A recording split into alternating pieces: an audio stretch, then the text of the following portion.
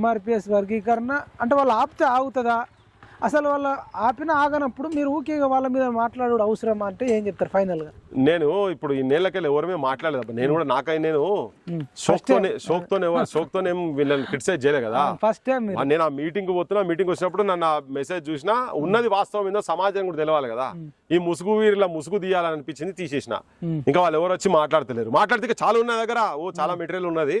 పెడితే మీరు ఏం చేస్తారు? రైట్, నేను ఫేస్ చేసిన రెడీగా ఉన్నా. ఒకవేళ అట్లా ఫ్యాక్ట్ ఉండేది ఉంటే దొంగ కేసులు పెడితే అది కూడా చూద్దాం.